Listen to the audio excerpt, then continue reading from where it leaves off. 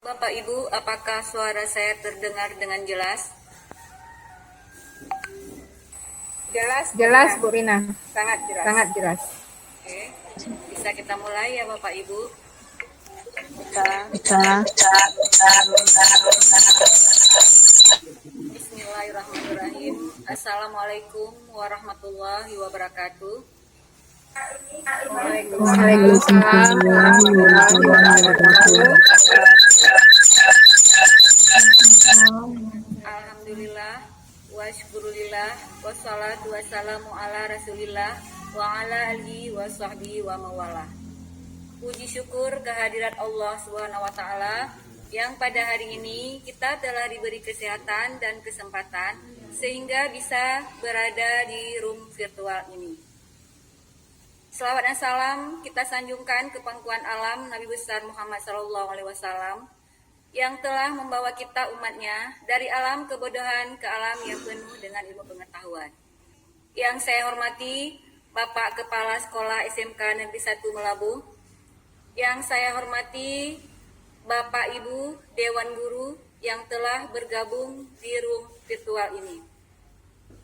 Adapun agenda kita pada hari ini adalah kegiatan diseminasi materi modul 1 paradigma dan visi guru penggerak sebagai kegiatan aksi nyata yang akan disampaikan nanti oleh Ibu Nur Fajar Amalia.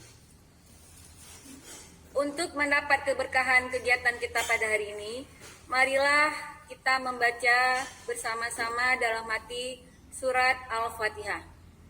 Bismillahirrahmanirrahim.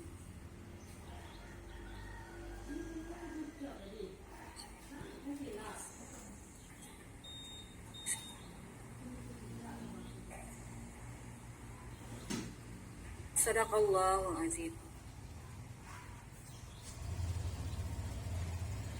Berikutnya kata-kata sambutan yang akan disampaikan oleh Bapak Kepala Sekolah SMK Negeri 1 Melabuh, Bapak Haji Tarmizi SE. Kepada Bapak disilahkan.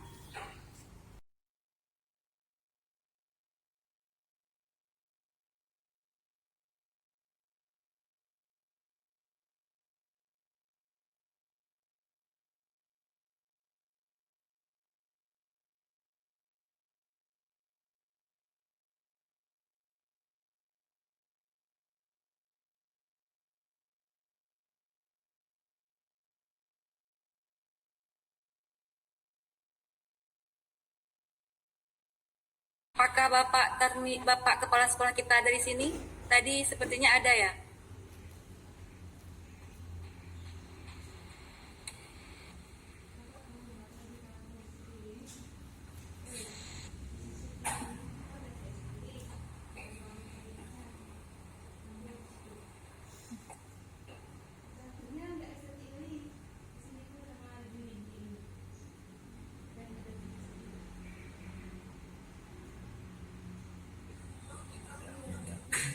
Baik, Bapak. dengar Bu Husna? Assalamualaikum warahmatullahi wabarakatuh. Waalaikumsalam warahmatullahi wabarakatuh. Alhamdulillahirabbil alamin. Wassalatu wassalamu ala asyrafil anbiya'i wal mursalin wa ala alihi wa sahbihi ajmain. Pertama-tama sama-sama kita menjaga pujian syukur kehadirat Allah Subhanahu wa taala. Pada hari yang berbahagia ini Allah Subhanahu wa taala masih melimpahkan rahmat beserta karunia kepada kita bersama sehingga kegiatan yang kita laksanakan pada hari ini mudah-mudahan diberkati oleh Allah Subhanahu wa taala. Kemudian selawat dan salam sama-sama kita sampaikan ke haribaan Nabi besar Muhammad sallallahu alaihi wasallam, nabi yang terakhir yang diciptakan oleh Allah Subhanahu wa taala, yang khususnya untuk membawa rahmat lil alamin, yang membawa rahmat bagi kita sekalian alam. Bapak Ibu yang saya muliakan, pada hari yang berbahagia ini seperti kegiatan yang sudah kita laksanakan 2 hari yang lalu yang dilaksanakan oleh guru CGP juga Pak Muhammad Ridha yang juga hari ini mungkin kita laksanakan hal yang sama. Bapak Ibu, yang pertama sekali saya mengharapkan dalam kegiatan diseminasi pada hari ini untuk menyukseskan guru CGP kita di sekolah, mudah-mudahan apa yang kita laksanakan termotivasi dan terbawa kebaikan bagi sekolah kita, khususnya di SMK Negeri 1 Melabu. Bapak Ibu, pada hari ini sudah sekian beberapa kali kita laksanakan kegiatan yang serupa. Di antaranya ada kita laksanakan di RBU, khususnya dengan Ibu Nur Fajamalia. Mungkin pada hari ini mudah-mudahan tercapai hendaknya apa yang kita inginkan sesuai dengan misi daripada guru CGP, di antaranya Ibu Nur Fajamalia. Bapak Ibu, kami mengharapkan kepada Bapak Guru dan Ibu Guru, karena kegiatan ini sangat bermanfaat yang pertama sekali bagi sekolah, khususnya SMK Negeri 1 Melabu. Untuk ke depan, mudah-mudahan Bu Nur Faja Amelia dan Pak Muhammad Riza lulus sesuai apa yang kita harapkan dan menjadi generasi penerus untuk pertama sekali menutupi kekurangan di kepala sekolah, kemudian di pengawas sekolah. Melalui kegiatan ini, kami dari pihak sekolah menyampaikan kepada peserta semuanya dalam mengikuti kegiatan ini untuk kesuksesan kegiatan Ibu Nur Faja Amelia agar berjalan dan mengikuti sesuai dengan apa yang diharapkan. Kemudian membantu sepenuhnya apa yang diinginkan oleh Ibu Nur Faja Amelia. Bapak Ibu yang saya muliakan, dengan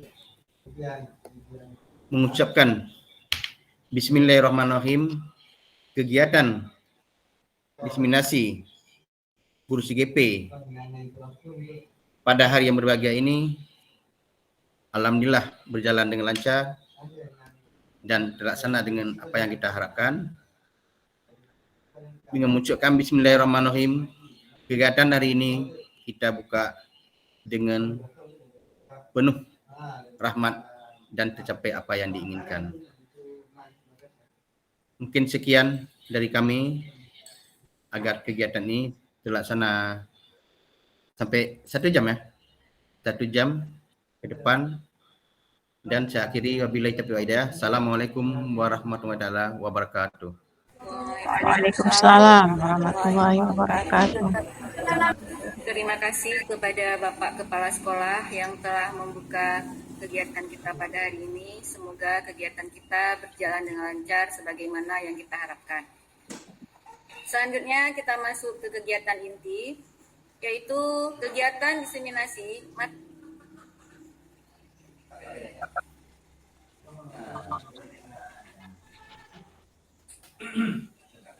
Guru Penggerak Angkatan 8 Kabupaten Aceh Barat. Kepada Ibu disilakan. Terima kasih Ibu Rina Elvida selaku moderator. Bismillahirrahmanirrahim. Assalamualaikum warahmatullahi wabarakatuh. Waalaikumsalam warahmatullahi wabarakatuh. Selamat pagi Bapak Ibu semua. Yang saya hormati Bapak Kepala Sekolah SMK Negeri 1 Melabuh, Bapak Tarmizi SE. Semoga kita semua berada dalam lindungan Allah Subhanahu wa taala dan jangan lupa bahagia. Puji dan syukur marilah kita panjatkan kehadirat Allah Subhanahu wa taala yang telah memberikan nikmat yang luar biasa berupa kesehatan dan kekuatan, kesempatan kepada kita semua sehingga kita dapat menghadiri ruang virtual ini untuk kegiatan diseminasi aksi nyata modul 14 budaya positif. Serta salawat dan salam kita haturkan kepada utusan Allah, kepala keluarga penuh cinta, panglima perang yang paling handal dan seorang pendidik yang patut kita teladani sepanjang masa, yakni Nabi besar Muhammad Sallallahu Alaihi Wasallam. Baiklah, izinkan saya memaparkan hasil kegiatan saya selama saya mengikuti kegiatan guru penggerak.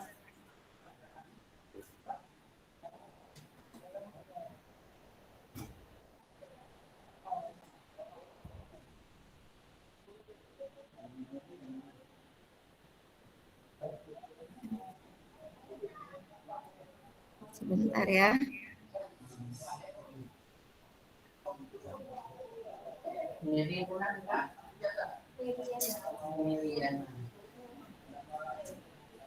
Sudah kelihatan Bapak Ibu? Belum ya? Belum.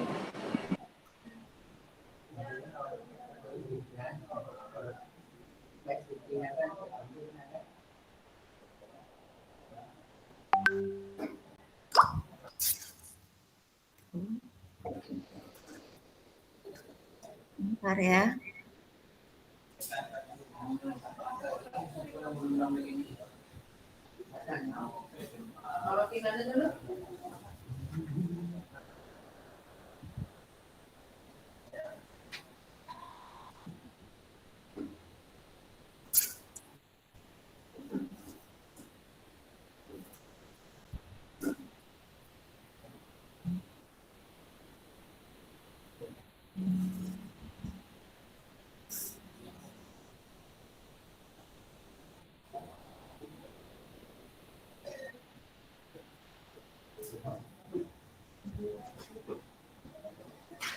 Baiklah.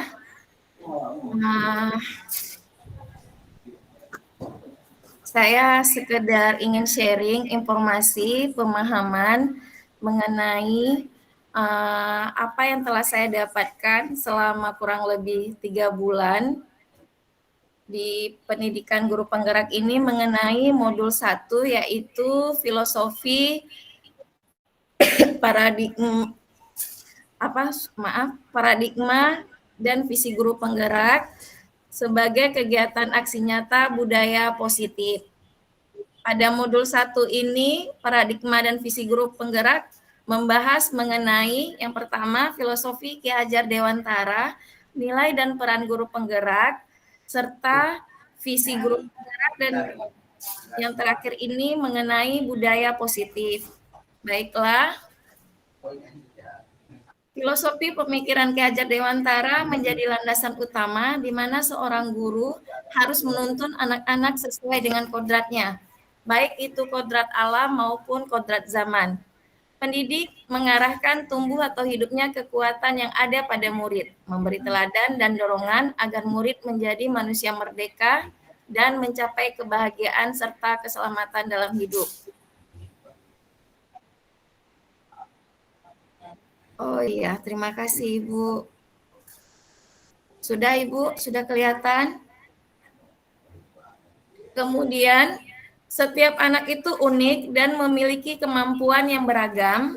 Kita sebagai pendidik maupun guru harus paham dan mengerti bagaimana memberi perlakuan yang berbeda agar murid berkembang sesuai kodratnya. Ini merupakan implementasi saya yang sudah saya lakukan di sekolah. Ini implementasi saya yang sudah saya lakukan penerapannya di kelas. Yang pertama, saya melakukan ice breaking kepada anak-anak. Kemudian adanya, karena tadi konsep pendidikan menurut filosofi Ki Hajar Dewantara ini kita harus menuntun, kemudian mendidik anak sesuai kodrat alam dan kodrat zaman. Di sini ada budaya gotong royongnya, kemudian kita mengoptimalisasikan minat dan bakat dari anak murid kita dengan adanya budaya 5S, dan anak-anak kita explore minat dan bakat anak murid kita. Selanjutnya, di modul 1 ini kita mempelajari juga nilai dan peran guru penggerak. Nilai guru penggerak itu yang pertama berpihak pada murid, adanya kolaboratif, adanya reflektif, adanya inovatif, adanya mandiri. Dan pada peran guru penggerak, kita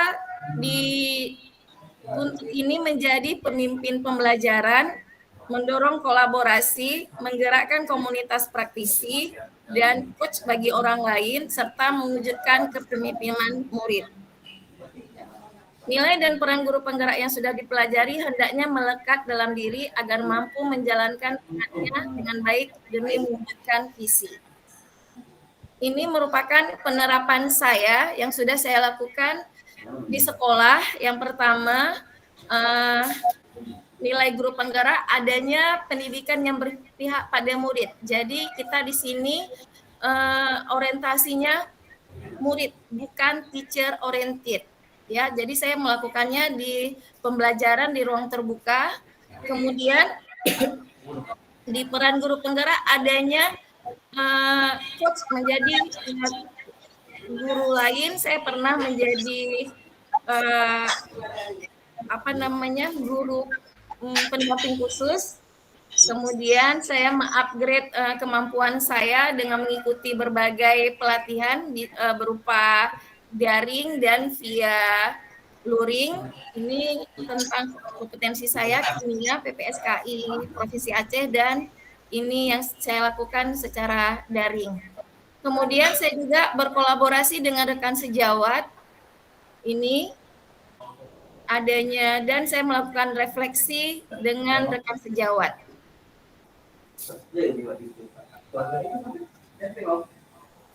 Ini adalah profil pelajar Pancasila. Pelajar Pancasila adalah yang pertama, bertakwa kepada Tuhan Yang Maha Esa dan berakhlak mulia, kemudian mandiri, bernalar kritis, kreatif, gotong royong, dan berkebinekaan global. Kemudian, sebelum kita masuk ke slide selanjutnya, saya ingin Bapak Ibu sekalian untuk menyimak tayangan berikut ini.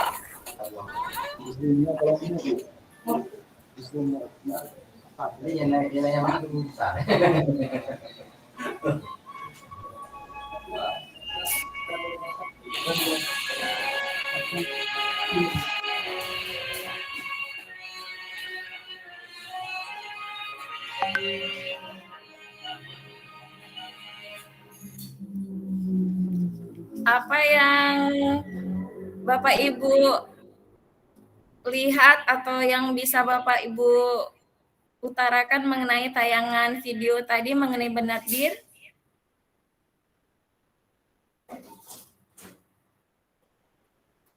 Bapak Ibu,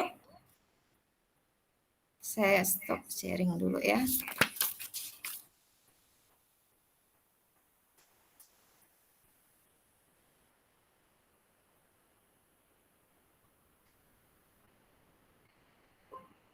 Bapak Ibu, tadi tayangan Benazir, siapa yang bisa mengemukakan pendapatnya?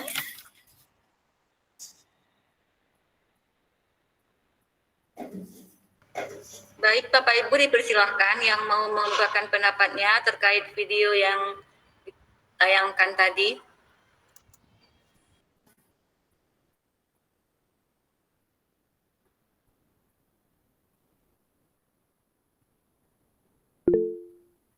Baik, Ibu Yulia Citra, dipersilakan. Baik, terima kasih atas kesempatannya. Untuk video tadi, setahu saya itu si beruang putih tadi ya. Dia menampakkan kalau saya taunya itu dia kayak kayak dibilang bodoh sih. Yang dia buat tuh salah terus gitu. Itu sih, kalau saya pikirnya dia kayak bodoh gitu. Terima kasih. Ya, terima kasih atas Bu Yulia Citra. Ada Bapak Ibu yang lainnya? Jadi tadi dari video tadi bisa kita lihat bersama bahwa si Bernard Beard ini ingin melihat adanya tujuan yang akan dicapai, yaitu dia ingin menaiki puncak gunung es ya. Tetapi dia sebelum untuk mencapai puncak gunung es tersebut, dia berusaha untuk mewujudkan impiannya ya Bapak Ibu sekalian ya. Jadi di sini saya ingin mengkorelasikan tayangan video Bernard Beard ini dengan apa itu yang maksud dengan visi. Saya izin share screen lagi.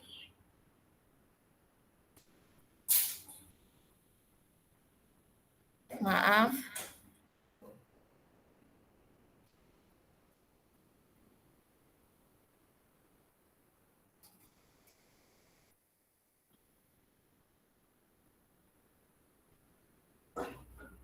Ya, ini merupakan sudah kelihatan Bapak Ibu? Sudah. Inilah yang ingin saya giring Bapak Ibu, apa yang dimaksud dengan visi? Visi ini adalah menurut Kamus Bahasa Indonesia melihat pada inti persoalan atau pandangan atau wawasan ke depan. Adapun visi menjadi bintang penunjuk arah menuntun kemana guru melangkah.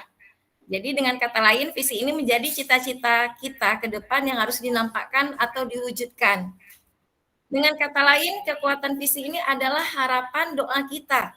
Kita sebagai guru, bahwa kita ingin anak murid kita itu melangkah jauh ke depan sesuai dengan yang diinginkannya. Jadi visi ini harus bersifat menyemangati, menguatkan, dan menggerakkan hati. Dan adanya kolaborasi sehingga mampu membuat kita terus melangkah jauh. Nah, dalam pembuatan visi, kita harus mengetahui dulu paradigma seperti apa yang digunakan agar terwujudnya visi itu menjadi menyenangkan dan bermakna dengan cara adanya pendekatan inquiry apresiatif. Ya. Dengan menjalankan nilai dan peran guru penggerak untuk mewujudkan visi perubahan atau visi murid di masa depan dengan menumbuhkan profil pelajar Pancasila dan merdeka belajar. Jadi dengan kata lain, inquiry apresiatif ini adalah suatu filosofi dan landasan berpikir tentang perubahan yang berfokus pada upaya kolaboratif. Ini menurut Corp Creator dan Whitney. Selanjutnya, harus memuat dalam kita melakukan perubahan adanya trikon, ya, continue, convergent, dan konsentris. Sebelum kita membuat visi, kita harus dulu membuat prakarsa perubahan. Prakarsa perubahan ini adalah untuk sebelum kita membuat visi, kita harus dulu membuat suatu kalimat prakarsa perubahan. Dan ini adalah awalnya sebelum kita mau prakarsa perubahan adanya ATAP, yaitu ATAP ini singkatan dari atau akronimnya awal, tantangan, aksi, dan pembelajaran. Jadi kita lihat dulu apa itu kekuatan aset atau modal potensi sekolah kita, grup murid atau komunitas yang teridentifikasi dapat membantu meningkatkan kualitas pembelajaran murid, dan apakah adanya tantangan yang dilampaui demi mewujudkan atau mencapai visi. Kemudian aksi kita, tindakan kita. Dan yang terakhir, pembelajaran apakah yang didapat oleh anak murid, apakah pembelajaran bermakna sehingga bisa terwujudnya profil pelajar Pancasila.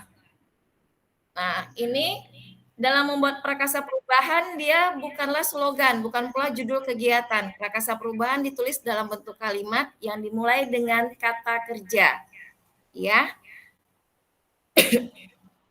Selanjutnya, setelah kita membuat Prakarsa perubahan, kita mengenal namanya model Bagja. Karena kita tadi kan membuat visi ini dengan pendekatan inquiry apresiatif. Jadi Bagja ini sendiri akronimnya adalah buat pertanyaan, ambil pelajaran, gali mimpi, kemudian jabarkan rencana, dan atur eksekusi. Jadi strategi dengan menyusun alur Bagja ini dapat digunakan dalam menentukan langkah selanjutnya. Ini ya, konteks perubahan Bagja di sekolah artinya sebagai semangat dalam mengapresiasi dan proses bertahap dalam menyelidiki segala kekuatan atap tadi, sehingga hal positif di sekolah akan memungkinkan terjadinya suatu perubahan. Ini kanvas rancangan Bagja, adanya pertanyaan dan tindakan penyelidikan. Ini, kemudian ini visi yang sudah saya buat, yaitu mewujudkan generasi yang berkarakter dan berbudaya sesuai dengan profil pelajar Pancasila dan bergerak melalui inovasi dan kolaborasi berbasis pendidikan vokasi. Dan ini adalah kalimat prakarsa perubahan saya, yaitu mari mengembangkan kreativitas peserta didik melalui keterampilan IT dalam mengelola laboratorium maya. Nah, ini adalah implementasi saya, penerapan saya di kelas, bahwa sesuai visi guru penggerak saya tadi kan kalimat prakarsa perubahannya adalah mengelola, mari mengembangkan kreativitas peserta didik melalui keterampilan IT dengan mengelola laboratorium maya. Jadi ini anak-anak TKJ menggunakan mata pelajaran saya kimia dengan menggunakan laboratorium. Selanjutnya, kita masuk ke modul yang terakhir. Pada modul 1 itu adalah budaya positif. Budaya positif ini menempatkan fokus pada murid dan membantu guru dalam memahami kebutuhan individu murid. Guru didorong untuk menggunakan pendekatan yang beragam dan kreatif untuk memenuhi kebutuhan murid. Ya. Budaya positif ini ada 6 item. Yang pertama, disiplin positif dan nilai-nilai kebajikan universal. Yang kedua, teori motivasi, hukuman, dan penghargaan restitusi. Yang ketiga, keyakinan kelas. Yang keempat, kebutuhan dasar manusia, dunia berkualitas. Yang kelima, restitusi, 5 posisi kontrol. Dan yang terakhir, segitiga restitusi. Selanjutnya, pembelajaran dengan paradigma baru. Jadi, yang dikatakan pembelajaran paradigma baru atau kita kenal sekarang kurikulum merdeka atau KM, ya, merupakan pembelajaran yang berorientasi pada penguatan kompetensi dan pengembangan karakter yang sesuai dengan dimensi profil pelajar Pancasila. Kurikulum merdeka memastikan bahwa praktik pembelajaran yang dilakukan di sekolah benar-benar berpusat pada murid, yaitu student center learning, bukan orientednya teacher, ya. Yang mana setiap murid dipastikan melakukan kegiatan belajar yang sesuai dengan kebutuhan dan tahap perkembangannya. Nah, ini adalah teori kontrol, miskonsepsi tentang teori kontrol. Jadi ilusi guru mengontrol murid biasanya bahwa semua penguatan positif efektif dan bermanfaat. Adanya ilusi bahwa kritik dan pembuat orang merasa bersalah dapat menguatkan karakter. Selanjutnya, ilusi bahwa orang dewasa memiliki hak untuk memaksa. Jadi tadi berbeda ya dengan filosofi Bapak KHD bahwa kita harus menuntun anak sesuai kodrat alam dan kodrat zaman. Ya Bapak Ibu, ini makna dari ilusi guru mengontrol murid. Pada dasarnya kita tidak dapat memaksa murid untuk berbuat sesuatu jikalau murid tersebut memilih untuk tidak melakukannya. Walaupun tampaknya guru sedang mengontrol perilaku murid. Hal demikian terjadi karena murid sedang mengizinkan dirinya dikontrol. Selanjutnya, ini miskonsepsi ya tentang teori kontrol. Bahwa penguatan positif atau bujukan adalah bentuk-bentuk kontrol. Maksudnya, segala usaha untuk mempengaruhi murid agar mengulangi suatu perilaku tertentu. Selanjutnya, ilusi bahwa kritik dan membuat orang merasa bersalah dapat menguatkan karakter. Jadi, dengan kata lain, menggunakan kritik dan rasa bersalah untuk mengontrol murid menuju pada identitas gagal. Ya, Bapak Ibu sekalian, mereka belajar untuk merasa buruk tentang diri mereka. Selanjutnya,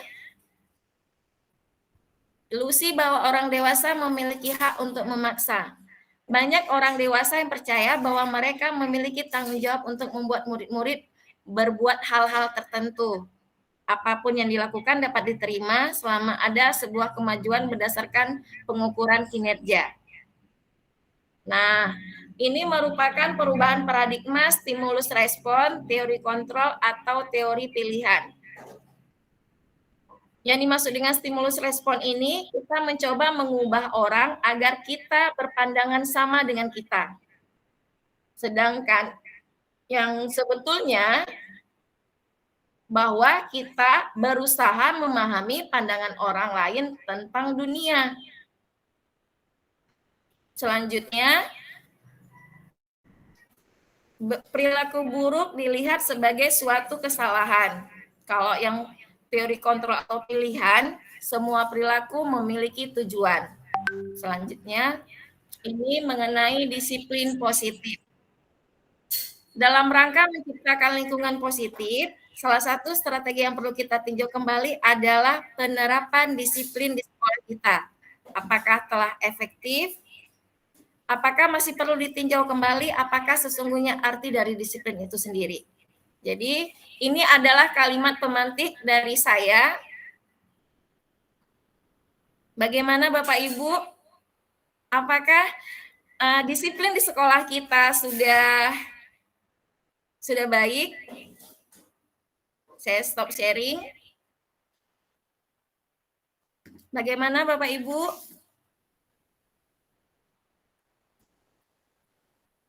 Baik, silakan dijawab Bapak Ibu.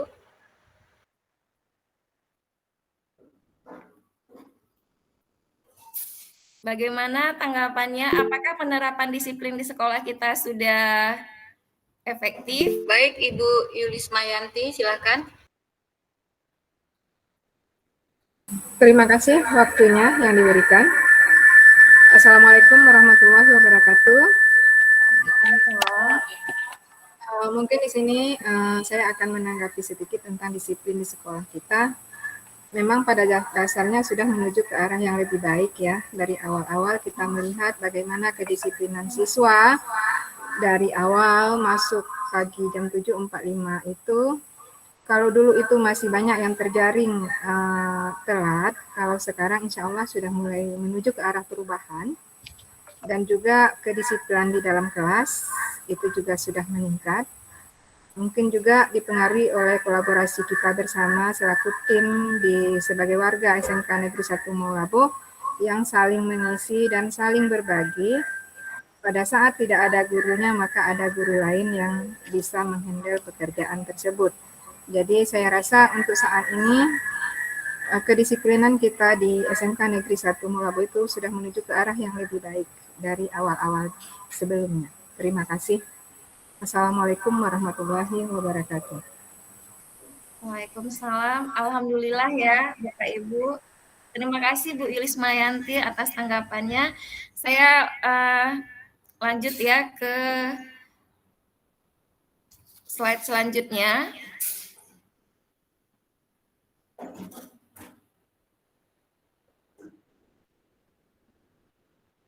Bahwa disiplin di sekolah kita alhamdulillah sudah adanya perubahan ya.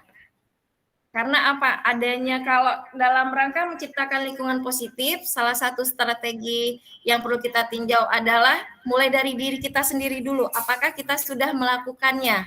Jadi dengan kata lain, kalau orang lain sudah melihat kita bergerak, insya Allah orang lain akan adanya suatu role model atau panutan. Ya Bapak Ibu sekalian.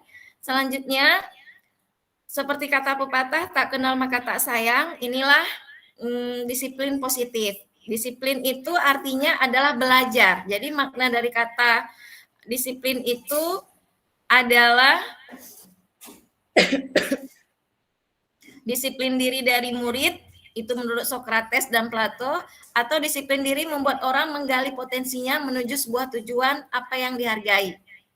Namun dalam budaya kita, makna kata disiplin telah berubah menjadi sesuatu yang dilakukan seseorang pada orang lain untuk mendapatkan kepatuhan. Adanya kecenderungan umum dalam menghubungkan kata disiplin dengan ketidaknyamanan, bukan dengan apa yang kita hargai atau pencapaian suatu tujuan mulia. Selanjutnya, disiplin positif ini didasarkan pada prinsip yang pertama, menghargai hak anak atau empati, mendorong proses dialogis, melatih anak berpikir logis, kemudian mendidik anak untuk bertanggung jawab, serta mengembangkan perilaku positif anak di masa yang akan datang. Adapun nilai-nilai kebajikan universal adalah sifat positif manusia yang ingin dicapai setiap individu. Nilai tersebut bersifat universal menurut lintas bahasa, suku bangsa, agama, maupun latar belakang. Nah, ini adalah nilai-nilai kebajikan yang ingin dicapai oleh setiap anak Indonesia yang kita kenal dengan profil pelajar Pancasila. Yang pertama dimensinya, beriman, bertakwa kepada Tuhan Yang Maha Esa dan berakhlak mulia, mandiri, bernalar kritis, berkebinekaan global, bergotong royong, dan kreatif. Selanjutnya, pada budaya positif kita mengenal adanya teori motivasi. Sebagai seorang pendidik, saat Anda perlu hadir di suatu pelatihan, motivasi apakah yang mendasari tindakan Anda? Ini adalah kalimat pemantik ya Bapak Ibu guru hebat. Apakah Anda hadir karena tidak ingin ditegur oleh pihak panitia atau pengawas Anda dan mendapatkan surat teguran? Atau kemungkinan kedua, Anda ingin dilihat dan dipuji oleh lingkungan Anda, atau mendapat penghargaan sebagai kepala guru berprestasi. Selanjutnya, kemungkinan yang ketiga, Anda ingin menjadi pembelajar sepanjang hayat. Bagaimana Bapak Ibu? Saya lanjut ya. Nanti ini menjadi refleksi diri kita bersama. Tolong di dalam hati kecilnya saya di posisi yang keberapa, atau kemungkinan saya yang poin 1K, poin kedua-K, atau poin ketiga. Nah, sebagai seorang pendidik, saat Anda perlu hadir di suatu pelatihan, motivasi apakah yang mendasari tindakan Anda? Karena ini adanya menghindari ketidaknyamanan atau hukuman. Dengan kata lain, kalau Anda ingin dilihat atau dipuji, bisa mendapatkan imbalan atau penghargaan dari orang lain. Sebenarnya kita harus di posisi ketiga, atau opsi yang ketiga, yaitu kita ingin menjadi pembelajar sepanjang hayat, menjadi orang yang berusaha dan bertanggung jawab, serta menghargai diri Anda sendiri, dengan cara menjadi role model atau panutan bagi murid-murid Anda, rekan sejawat, serta lingkungan kita. Karena apa? Kalau kita berpikir positif, insya Allah hasilnya akan menghasilkan yang positif juga. Menurut Dian Gosen, dalam bukunya Restructuring School Discipline, menyatakan ada 3 motivasi perilaku manusia. Yang pertama, untuk menghindari ketidaknyamanan atau hukuman. Yang kedua, untuk mendapatkan imbalan atau penghargaan dari orang lain. Yang ketiga, untuk menjadi orang yang mereka inginkan dan menghargai diri sendiri dengan nilai-nilai yang mereka percaya. Selanjutnya, nah, ini bila di sekolah kita tidak ada peraturan yang mengharuskan guru datang tepat waktu dan tidak ada surat teguran bagi guru yang datang terlambat dan tidak ada atasan yang memuji, apakah Bapak Ibu guru hebat akan tetap datang tepat waktu untuk mengajar? Adakah yang ingin memberi tanggapan Bapak Ibu dari opsi yang ini? Ada?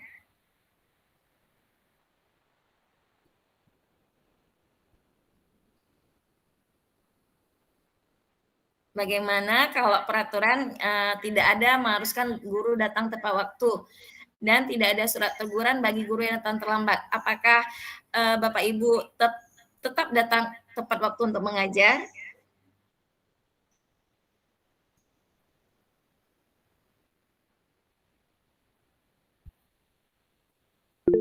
Baik, Ibu Yulismayanti, silakan. Terima kasih. Kalau kita lihat dari pertanyaan ini bahwa kalau kita merasa bertanggung jawab terhadap apa beban yang diberikan kepada kita, maka kita tidak akan melihat sejauh mana kita akan dinilai, sejauh mana kita akan mendapatkan reward, tetapi karena itu adalah merupakan tanggung jawab kita. Karena kita berjanji pada diri sendiri bahwa tadi berpikiran positif ya. Iya. Apa yang kita lakukan, maka anak kita juga akan menyontoh apa yang akan kita lakukan. Sebagai perkataan tadi dari Bu ya, role model ya. Karena kalau role model itu kita lakukan, kita tanpa melihat iming-iming apa yang akan kita dapatkan. Tetapi apa yang akan kita hasilkan dari apa yang kita lakukan. Mungkin ini adalah tanggung jawab kita selaku pendidik. Kalau kita memang selaku pendidik yang mempunyai hati nurani yang ini, bahwa anak-anak itu adalah generasi penerus yang akan meneruskan kita di masa yang akan datang. Maka berikanlah contoh-contoh terbaik dengan hal-hal yang kita nampakkan yang terbaik bagi masa depannya. Mungkin itu sekedar tambahan dari saya. Terima kasih.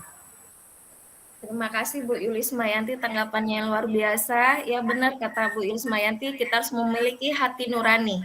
Ya, bahwa kita ini istilahnya produk yang kita hasilkan ini adalah suatu manusia, bukan produk yang barang. Ya, Bapak Ibu, kita mendidik anak ini jangka panjang targetnya. Bukan hanya setelah kita mengajar selesai. Kita ada istilahnya beban, karena setahu saya kita ada 3 amalan yang tidak terputus. Yang pertama sedekah anak soleh, kemudian sedekah amal jariah, yang kedua doa anak yang saleh, yang ketiga adalah ilmu yang bermanfaat. Jadi kita sebagai pendidik, alhamdulillah kita orang terpilih, karena setelah kita meninggal, insya Allah amalannya tidak akan terputus ke kita nanti di liang lahat. Jadi berbahagialah, berbanggalah kita menjadi seorang pendidik ya. Izin saya share screen lagi. Selanjutnya,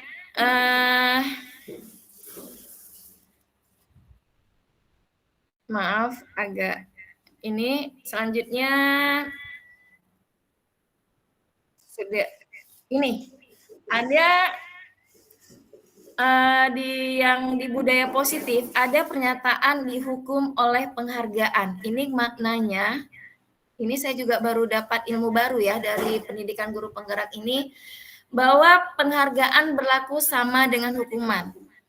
Artinya kalau kita selalu memberikan reward kepada anak murid kita, ini katanya ini penghargaan yang kita berikan kepada anak ini sama juga dengan hukuman bagi anak tersebut. Karena apa? Dalam arti meminta atau membujuk seseorang melakukan sesuatu untuk memenuhi suatu tujuan tertentu dari orang yang meminta atau membujuknya. Karena dia berbuat karena ada iming-imingnya, tidak ada motivasi internal dalam dirinya. Dengan kata lain, dia berbuat itu karena adanya penghargaan. Misalnya, contoh kasus, ada seorang guru yang memberikan penghargaan kalau dia nilainya bagus. Tetapi kalau yang anak didik yang tidak bagus, dia tidak akan mendapatkan penghargaan gitu. Jadi istilahnya dia ada iming-imingnya dia mau berbuat. Ya. Kemudian adanya bentuk program atau kebajikan atau apresiasi. Dalam memberikan apresiasi, pengakuan dapat diingat beberapa hal. Yang pertama, beri pengakuan secara khusus. Yang kedua, beri pengakuan secara pribadi. Beri pengakuan kepada semua murid atau secara bergantian. Kemudian, beri pengakuan secara konsisten dan fokus pada proses, bukan pada hasil. Yang ketiga, ini yang selanjutnya, hukuman, konsekuensi, dan restitusi. Sebelum saya masuk ke sini, apakah ada yang ingin ditanyakan? Kalau nggak ada, saya lanjut ya, Bapak Ibu. Bagaimana Bapak Ibu? Saya lanjutkan ya. Nah, baik Ibu Rina. Ini ada tindakan guru. Mencatat 100 kali di dalam buku kalimat, saya tidak akan terlambat lagi karena terlambat ke sekolah. Ini merupakan hukuman atau konsekuensi Bapak Ibu guru hebat. Bagaimana Bapak Ibu hebat? Hukuman atau konsekuensi? Apakah ada yang ingin memberikan tanggapan?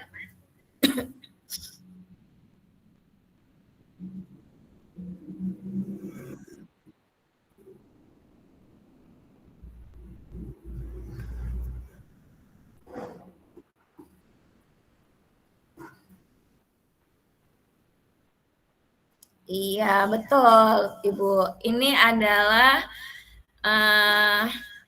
kalau kita mencatat 100 kali di dalam buku kalimat, saya tidak akan terlambat lagi, ini merupakan hukuman. Kemudian lari mengelilingi basket 2 kali karena terlambat tidak ada di sekolah, itu adalah hukuman. Kemudian murid diminta untuk push up 15 kali karena tidak menggunakan masker sekolah, itu hukuman. Sedangkan yang sebetulnya kita adalah konsekuensi, yaitu menggantikan kertas tugas teman yang telah dicoret-coret, itu konsekuensi. Kemudian membersihkan tumpahan air di meja tulis karena tersenggol pada saat belajar, itu adalah konsekuensi. Kemudian lari mengelilingi lapangan basket 2 kali karena terlambat 10 menit untuk pelajaran PJOK adalah konsekuensi. Berbeda halnya kalau dia terlambat hadir di sekolah adalah hukuman ya. Ini berbeda perspektifnya, berbeda pandangannya. Karena ini kenapa satu konsekuensi kan sama-sama lari, sedangkan di sini hukuman karena ini ada korelasinya dengan mata pelajaran PJOK. Baik Bapak Ibu, saya lanjutkan. Apa itu hukuman dan konsekuensi? Kalau hukuman adalah sesuatu yang menyakitkan harus terjadi, sedangkan konsekuensi sesuatu harus terjadi. Jadi kalau hukuman ini membuat anak sakit fisik maupun hati untuk jangka waktu yang lama. Kalau konsekuensi membuat anak merasa tidak nyaman dalam jangka waktu pendek. Ya, berarti kalau hukuman ini akan menghasilkan konsep diri yang buruk. Jadi untuk kedepannya kita harus mengganti posisi hukuman dengan konsekuensi. Selanjutnya, ini apa itu restitusi? Restitusi adalah proses menciptakan kondisi bagi murid untuk memperbaiki kesalahan mereka sehingga mereka bisa kembali pada kelompok mereka. Ini menurut si Gosen, ya. Kemudian ini adanya hukuman dalam arti kata identitas gagal, sedangkan identitas sukses ini kita mengenal konsekuensi dan restitusi. Bapak Ibu ya. Kalau hukuman ini sesuatu yang menyakitkan harus terjadi, sedangkan konsekuensi sesuatu harus terjadi. Kalau restitusi merupakan pilihan. Ini adalah perubahan paradigma, pola pikir atau mindset ya. Selanjutnya kalau hukuman ini kita akan ke perilaku negatif. Kalau kita konsekuensi ini identitasnya netral, kemudian kalau restitusi dia adalah berperilaku positif. Tadi yang ini hukuman berperilaku negatif, kalau konsekuensi berperilaku netral dan restitusi adalah berperilaku positif. Dan pada budaya positif kita mengenal keyakinan kelas. Mengapa tidak peraturan saja? Mengapa harus keyakinan kelas? Karena Kalau keyakinan kelas, definisinya metode untuk menimbulkan kembali disiplin positif yang didasari oleh motivasi dalam diri anak tersebut. Kalau peraturan kan yang buatnya si guru, kalau keyakinan kita buatnya, kita sepakati dulu bersama anak murid di kelas. Ya, Bapak Ibu sekalian. Nah, bagaimana cara merumuskan keyakinan kelas? Yang pertama, guru harus meminta semua murid di kelas untuk menuliskan apa saja aturan-aturan yang perlu disepakati bersama di kelas. Kedua, semua usulan dari murid ditulis pada papan tulis. Yang ketiga, kalimat-kalimat yang sudah disepakati menjadi keyakinan kelas diubah menjadi kalimat positif. Maksud dari sini misalnya, kalau keyakinan kelas kita membuat, kan kalau keyakinan peraturan biasa kita menggunakan kata dilarang, jangan, begitu kan. Misalnya dilarang makan di ruang kelas. Itu kan kalimatnya negatif. Tapi kalau kita dalam keyakinan kelas, kita merubahnya menjadi kalimat positif. Yaitu bisa juga kita ganti dengan, ya tadi kan jangan. Kita ganti bahasanya sebaiknya makan di luar kelas, gitu ya Bapak Ibu. Nah, ini merupakan keyakinan kelas yang kami sepakati di kelas 10 TKJ. Yang bersikap positif ini datang tepat waktu, tidak datang terlambat, tidak tampak ya. Kemudian menjaga kebersihan kelas. Kalau yang tidak tampak seperti membuang sampah di kelas. Kemudian percaya dan menghormati orang lain dan barang miliknya, berbicara yang sopan, tidak tampak seperti berbicara kasar. Ini keyakinan kelas dari kelas 10 TKJ yang kami sepakati bersama. Nah, ini kegiatan pendalaman keyakinan kelas, tabel T dan Y. Setiap anggota kelas melakukan tugas seperti selamat pagi, apa kabar, ini kata-katanya, bolehkah saya meminjam, terima kasih ya, tolong ya, maaf ya, apakah ada yang bisa saya bantu. Kemudian terlihatnya harus senyum, bahagia, harus bersalaman, menghargai, dan kalau berperilaku, bertanggung jawab, kerjasama, mandiri, dan empati. Nah, ini berbeda peraturan dengan keyakinan kelas. Kalau selalu kembalikan buku ke tempatnya, kalau keyakinan kelas adalah adanya rasa tanggung jawabnya. Kemudian dilarang mengganggu orang lain. Kalau keyakinan kelas, yang kebajikannya itu adalah menghormati orang lain. Lanjut ya. Ini kebutuhan dasar manusia dan dunia berkualitas. Karena kita orang yang bertahan hidup ini adanya rasa kasih sayang, kesenangan, adanya penguasaan, adanya kebebasan. Saya lanjutkan. Nah, ini posisi kontrol. Yang pertama sebagai penghukum, pembuat rasa bersalah, sebagai teman, pemantau, dan manajer. Kalau sebagai penghukum, kalau misalnya guru berbuat menghardik, menunjuk-nunjuk, menyakiti, menyindir, ini adalah dalam kategori identitas gagal ya kita sebagai guru. Kalau pembuat orang merasa bersalah, dia biasanya berceramah dan mengatakan seharusnya ibu kecewa. Ini masih dalam identitas gagal. Kemudian kalau identitas berhasil sukses, kita ini guru ini di posisi teman atau pemantau. Misalnya tadi guru membuatkan alasan-alasan untuk muridnya itu sebagai teman, sedangkan pemantau menghitung dan mengukur. Yang lebih baik dan lebih yang disarankan itu kita sebagai guru harus posisi kontrol kita sebagai manajer, yaitu kita mengajukan pertanyaan-pertanyaan apa yang kita yakini gitu sama anak murid, bukan kita sebagai penghukum. Nah, kalau yang begini pernyataannya saya kecewa sekali dengan kamu. Berarti orang yang menyatakannya adalah pembuat orang merasa bersalah. Yang betulnya adalah bagaimana kamu bisa menyelesaikan masalah ini. Itu ada sebagai manajer. Yang terakhir adalah segitiga restitusi. Segitiga restitusi adalah menurut Gosen, proses menciptakan kondisi bagi murid untuk memperbaiki kesalahan mereka, sehingga mereka bisa kembali pada kelompok mereka dengan karakter yang lebih kuat. Adapun langkah-langkahnya, pertama kita menstabilkan identitas, membuat validasi tindakan yang salah, dan menanyakan keyakinan. Ini ya, ini contoh segitiga restitusi yang saya buat di kemarin sama ini, bisa ditonton sebentar. Bentar ya.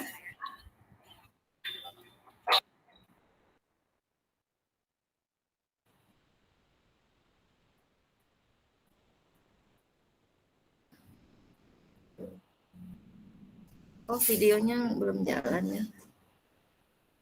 Kita lanjutkan saja.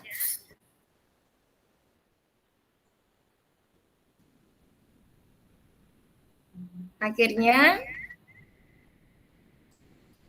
penutup saya, hal-hal positif yang dapat kita ambil dari pemikiran Ki Hajar Dewantara tadi, yaitu kita harus selalu bersungguh-sungguh dalam belajar, pentingnya pendidikan budi pekerti atau akhlak. Jika kita menjadi seorang pemimpin, hanya harus memberikan contoh yang baik. Kemudian, yang kedua, kita harus mencerminkan nilai guru penggerak dan peran guru penggerak dalam mendidik anak didik kita di sekelas.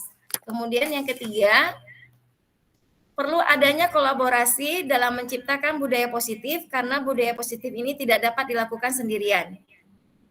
Ya, dalam penerapan program disiplin positif, hendaknya guru memiliki standar kepribadian, profesional, dan sosial yang baik, di mana guru mampu merefleksikan dirinya dalam posisi kontrol, yaitu sebagai manajer, yang menuntun murid-muridnya menjadi insan yang mandiri, merdeka, dan bertanggung jawab.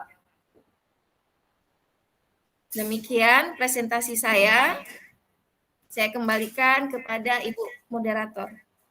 Oke, baik. Terima kasih kepada Ibu Nur Fajar Amalia yang telah memaparkan panjang lebar terkait materi modul 1 paradigma dan visi guru penggerak. Di antaranya tadi adanya filosofi Ki Hajar Dewantara bahwa kita mendidik anak sesuai dengan kodrat alam dan perkembangan zaman. Kemudian ada juga teori kontrol, kemudian ada disiplin positif, kemudian ada teori motivasi, ada kita bisa membedakan apa itu hukuman, konsekuensi, dan restitusi, kemudian ada keyakinan kelas, kemudian ada juga segitiga restitusi. Nah, pastinya mungkin ada di antara Bapak Ibu peserta di room virtual ini yang ingin mengajukan pertanyaan kepada Ibu Nur Fajar Amalia. Dipersilahkan.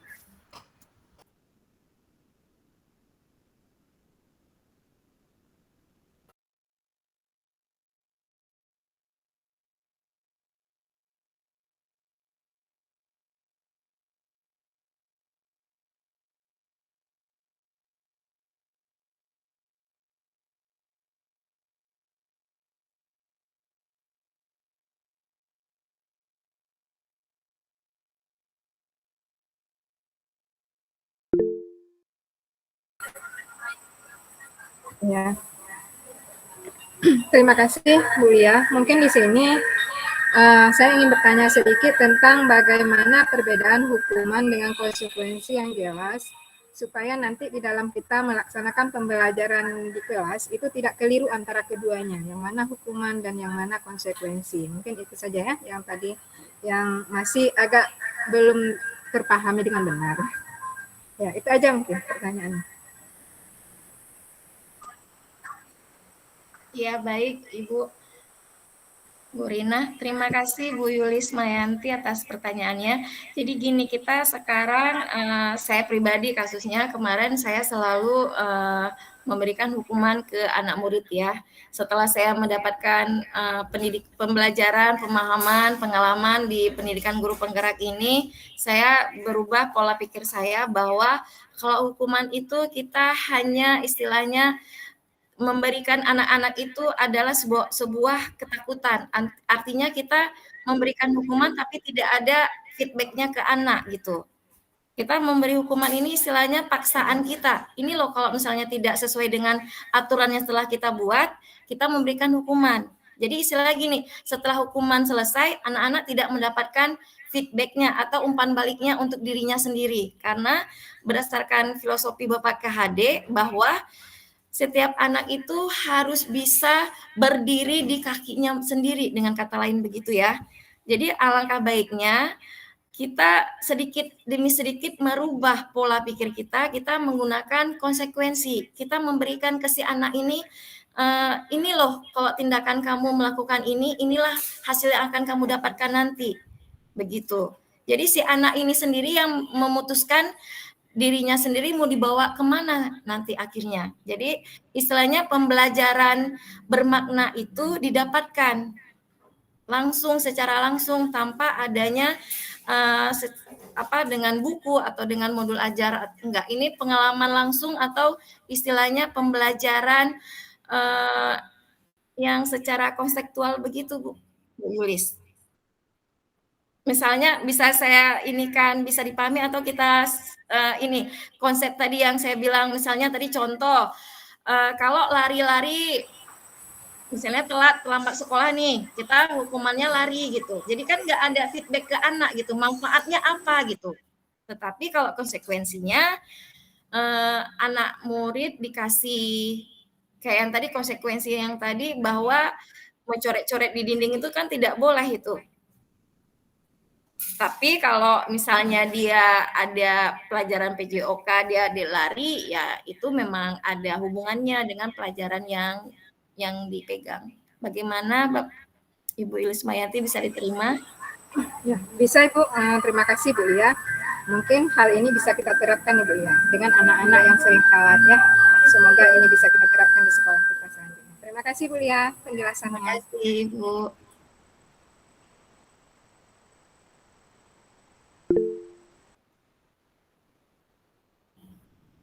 Assalamualaikum warahmatullahi wabarakatuh. Waalaikumsalam warahmatullahi wabarakatuh.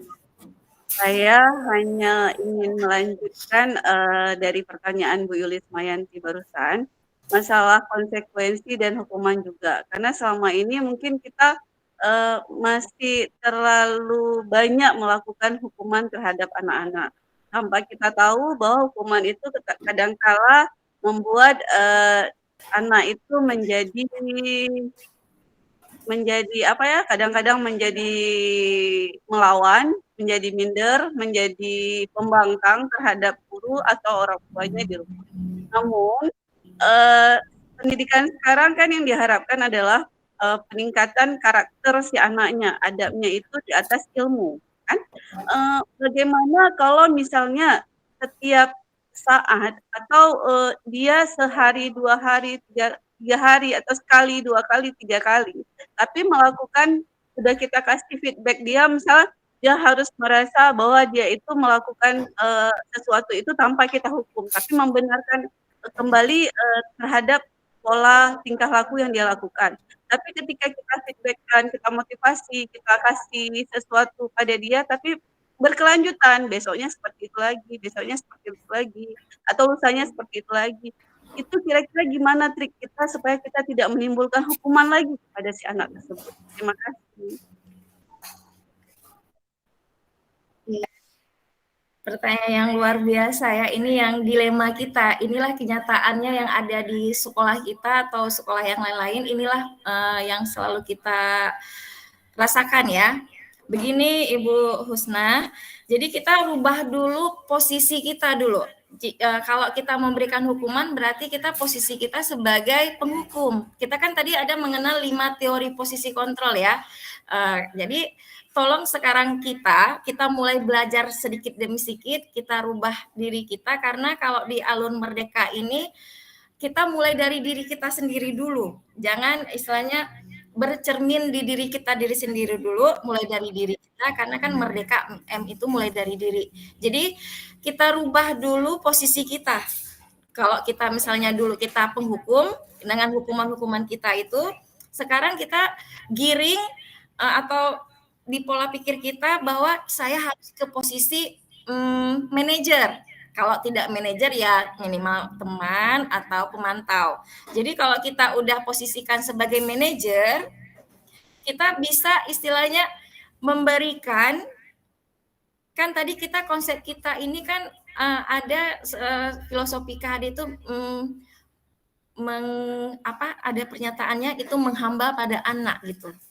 Jadi bukan menghamba konotasinya kita ke pencipta ya. Ini intinya itu bahwa dikorelasikan atau digambarkan bahwa kita sebagai pendidik harus betul-betul menyerahkan sepenuhnya jiwa raga kita.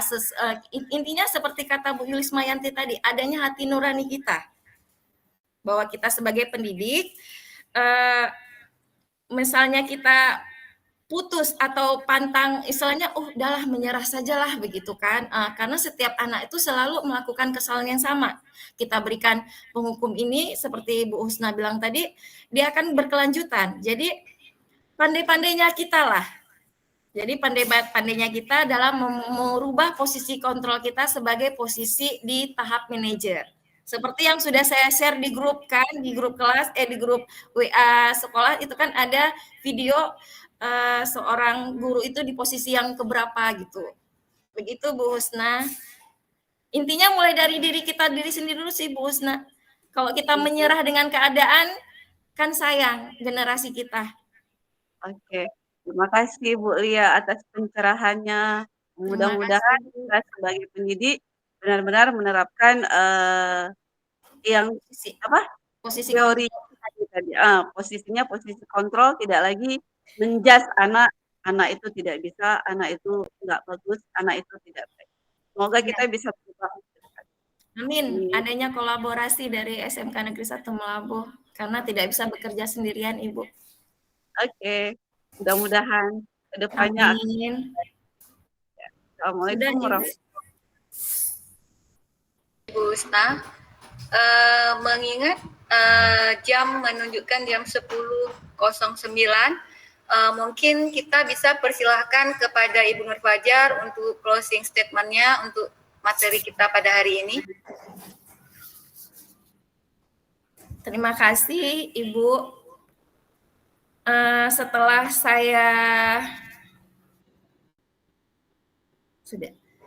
saya mengikuti pendidikan guru penggerak ini, saya berubah pandangan saya, berubah mindset saya bahwa kita harus merubah, jangan lagi pendidikan itu berdasarkan teacher oriented, tetapi harus student oriented. Kemudian kita harus bekerja itu mendidik anak itu dengan ikhlas, betul-betul menyerahkan istilahnya apa yang bisa kita berikan ke si anak itu betul-betul, karena kita harus menuntun anak itu secara kodrat alam dengan kodrat zaman supaya anak-anak mendapatkan merdeka belajar, memberikan mereka mendapatkan hak untuk keselamatan berbangsa dan bernegara. Kemudian dalam guru penggerak ini saya juga mendapatkan bahwa nilai guru penggerak itu sangat luar biasa ya, adanya berpihak pada murid, mandiri, kolaboratif, kemudian adanya inovatif dan reflektif. Di sini kita dituntut untuk selalu intinya murid. Tujuannya adalah murid. Goals kita yang akan kita tuju. Kemudian di peran guru penggerak adanya kolaborasi antar rekan sejawat, karena kita tidak bisa bekerja sendiri untuk mewujudkan suatu impian, harus adanya kerjasama yang solid. Kemudian selanjutnya kalau di visi guru penggerak kita harus merevisi lagi visi sekolah kita, karena visi sekolah kita masih dalam bentuk slogan, karena setelah saya mendapatkan pendidikan di guru penggerak ini, saya mendapatkan ilmu pemahaman atau pengalaman yang luar biasa dalam membuat visi, karena kita ada tahapan-tahapannya. Yang pertama dengan pendekatan inquiry apresiatif tanpa melewatkan proses atap dan adanya tahapan bagja. Dan yang terakhir budaya positif. Apapun yang tindakan kita melakukan tindakan yang positif, insya Allah akan menghasilkan disiplin positif atau hasil yang positif. Terima kasih. Wassalamualaikum warahmatullahi wabarakatuh. Baik, terima kasih kepada Ibu Nur Fajar Amalia yang telah banyak memberikan kita ilmu pada hari ini. Semoga ilmu yang kita dapatkan pada hari ini bisa kita terapkan dan implementasikan di sekolah kita. Sukses terus untuk Ibu Nur Fajar Amalia sebagai calon guru penggerak Angkatan 8 Kabupaten Aceh Barat. Sekali lagi kami ucapkan terima kasih Bu sudah banyak berbagi pada hari ini. Saya selaku moderator, terima kasih kepada Bapak Ibu yang telah bersedia hadir di room virtual ini. Mohon maaf bila ada kesalahan dan kekurangan. Saya akhiri. Assalamualaikum warahmatullahi wabarakatuh. Waalaikumsalam warahmatullahi wabarakatuh. Waalaikumsalam warahmatullahi wabarakatuh. Terima kasih Bapak Ibu atas atensinya. Terima kasih. Boleh meninggalkan room. Terima kasih ya Bapak Ibu. Semoga Allah yang membalas kebaikan Bapak Ibu. Iya, boleh izin live. Oke, izin meninggalkan room ya. Makasih ya Bapak Ibu.